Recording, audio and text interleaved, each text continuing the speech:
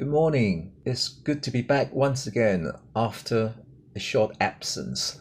Today, I would like to talk about cable. I think it's going to be pretty interesting ahead of today's two-day FOMC meeting, and then followed by the Bank of England's monetary policy meeting on Thursday. So one can expect volatility not just on cable but on the other dollar majors this week.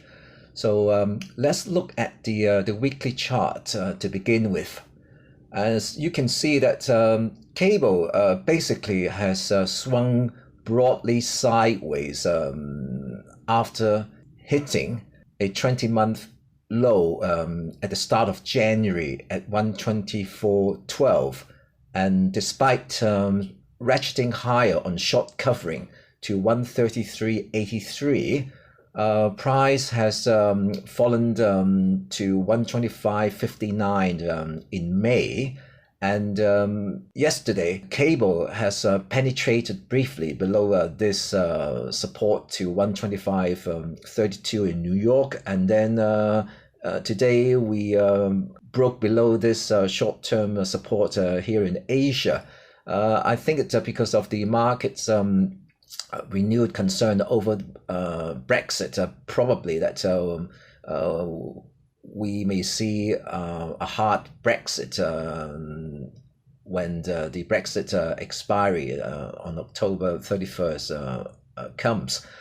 Anyway, technically speaking, although that the indicators are fairly neutral, having said that, since price is trading below the two moving averages, suggesting that the downward bias still remains for cable to retest the 124.12 this year's low. But from the bigger perspective, you can see that back in 2016, after hitting a 31-year bottom at 114.91 in post-Brexit debacle, cable had staged a pretty nasty short covering rally to 143.77, and the decline that we've been seeing from 143.77, I think, is basically a strong correction of the entire rise from 114.91.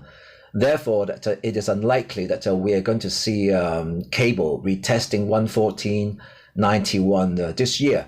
So what's the outlook in the coming days and weeks? So as long as 127.63 holds, then we expect cable to retest 124.12 and then 123. However, the loss of downward momentum or bullish convergences on the daily and weekly indicators do not suggest we are going to see further steep fall from here. So projected support for the cable is at 121.60.70. I think that level is likely to be the downside for the sterling in July.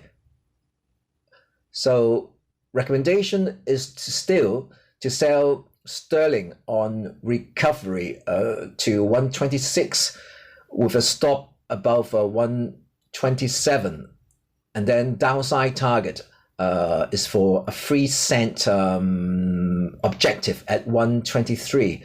And in the event that cable closes above 127.63 resistance on a weekly basis, then this would indicate we have seen a low, and then upside risk would increase for a stronger retracement of the set decline from 143.77 to 130 or maybe 132, 133. So that's my take on cable for the week and coming months.